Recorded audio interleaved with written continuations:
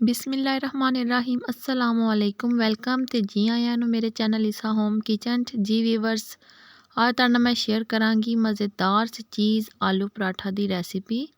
बहुत ही मज़ेदार बनते ने और उसदे वास्ते सब तो पहला मैं लेने आधा किलो आलू आलूआं नूं मैं अच्छी तरह बॉयल कर लिया है और उसदे बाद मैं लिया प्याज एक अदद प्याज नूं भी मैं चॉप कर लिया, धनिया पुदीना चॉप किया होया, चीज़ अद्धा कप है, सुका धनिया 1 चम्मच, नमक 1 चम्मच, जीरा 1 चम्मच, लाल मिर्च 1 चम्मच, कुटी लाल मिर्च आधा चम्मच और अजवाइन 1 चम्मच।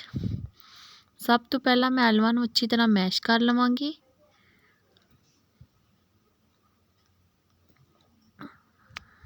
जी व्यूअर्स जी अजे तक तुसीं मेरी वीडियो नूं लाइक नहीं किया तो लाइक कर दो और अगर पहली बारी वेख रहे हो तो चैनल नूं सबसक्राइब कर दो और बैल आइकन नूं दबाना ना भुल्लियो भी ताकि वधिया वधिया जी रेसिपीज़ दा नोटिफिकेशन सब तो पहला तुहाडे कोल आए। जी व्यूअर्स ते आलूआं नूं मैं मैश कर लिया है और हुण मैं इच पावांगी प्याज चॉप किया होया। प्याज मैं आधा कप लिया और धनिया पुदीना अद्धी गट्ठी है उन्होंने भी मैं चॉप कर लिया और हुण मैं इच पावांगी अपने सुक्के मसाले। चीज़ पावांगी आधा कप ए मिक्स चीज़ है, चेडर और मोज़रेला चीज़ मिक्स है। इन्हां सब चीज़ों मैं अच्छी तरह मिक्स कर लवांगी।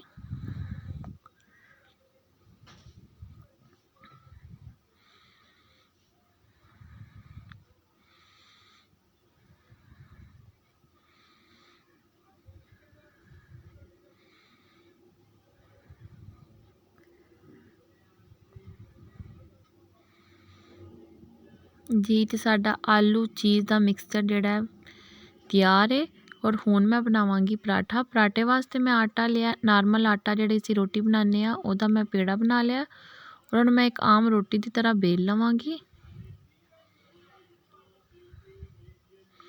गोल पराठे तो हर बंदा बनाता है, थोड़ा जिहा चेंज होना चाहिए, ज़रा मैं चेंज तरीके नाल बनावांगी। जी तो रोटी नूं मैं बेल लिया और हुण मैं इहदे विच रखांगी आलू की चटनी। चटनी मैं इहदे च इस तरीके नाल रखांगी कि इहदी जिहड़ी समोसा शेप बन जाए। इहनूं तुसीं हत्थ की मदद नाल प्रैस करके भी इहदी शेप बना सकदे हो। जी तो मैं समोसा शेप बना ली है। हुण मैं रोटी नूं करांगी फोल्ड, तिन्नां साइडां तो इहनूं आराम नाल समोसा शेप च फोल्ड करांगी।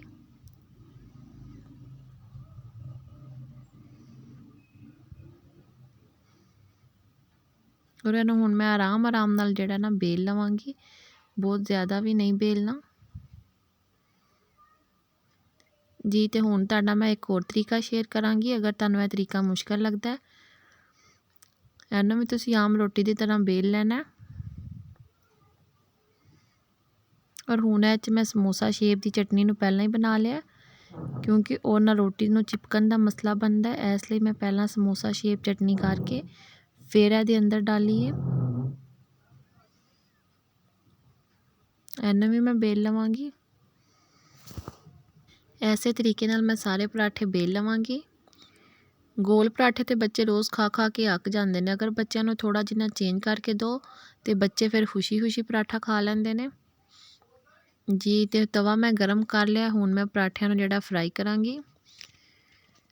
सर्दियां ने सर्दियां च गैस का बहुत मसला है, इसलिए मैनूं पराठे बनाने बहुत टाइम लग्या है क्योंकि गैस साडी बहुत ही घट आ रही है।